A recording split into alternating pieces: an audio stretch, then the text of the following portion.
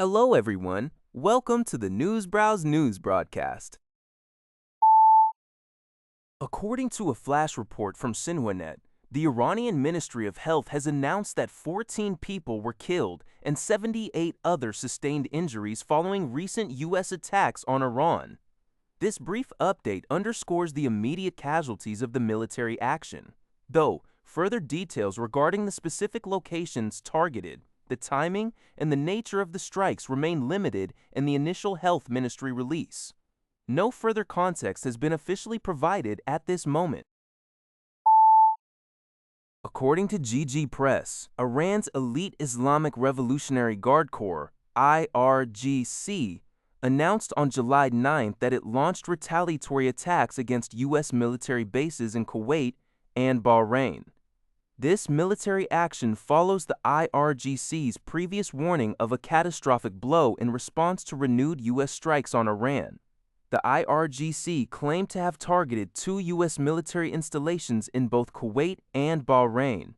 However, the extent of the damage or casualties remains unclear. The elite group also warned that if the United States continues its attacks, Iran will expand its retaliatory operations to other U.S. military installations in the region. Prior to the Iranian announcement, the Kuwaiti military reported that its air defense systems had successfully intercepted enemy missiles and drones, explaining that the sound of explosions in the area was a result of these interceptions. The Kuwaiti military statement did not explicitly name Iran as the source of the attacks. According to a report by the Asahi Shimbun, Russia has implemented a ban on diesel exports to stabilize its domestic fuel market. The decision, announced by Deputy Prime Minister Alexander Novak, comes in response to severe gasoline shortages and fuel price spikes caused by systematic Ukrainian drone attacks on Russian oil refineries.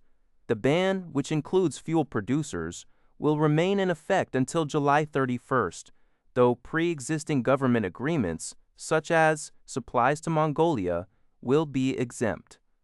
Additionally, Russia is expected to begin importing fuel to bridge the supply gap. The Ukrainian drone strikes have disrupted Russian energy infrastructure, leading to hours-long queues at filling stations in various regions. President Vladimir Putin remarked that Ukraine's actions are aimed at destabilizing Russia's economy and causing public anxiety, but maintained that Russia's power system remains highly resilient. Meanwhile, market analysts noted that the export ban has already driven up European diesel margins and tightened international supplies, as major buyers of Russian diesel like Turkey and Brazil will now have to compete with Europe for alternative sources. According to GG Press, the Chinese Foreign Ministry announced on July 9th that North Korean Premier Park Tae-sung will pay a visit to China from July 10th to 12th. The 3-day visit marks a continuation of high-level diplomatic contacts between Pyongyang and Beijing. While specific details regarding the agenda of the visit or scheduled meetings with Chinese leadership were not immediately provided, the trip is seen as an important step in maintaining bilateral communication. According to NHK, China's Producer Price Index, PPI, rose by 4.1% year-on-year in June, marking its fastest pace of growth since July 2022 and hitting a nearly 4-year high.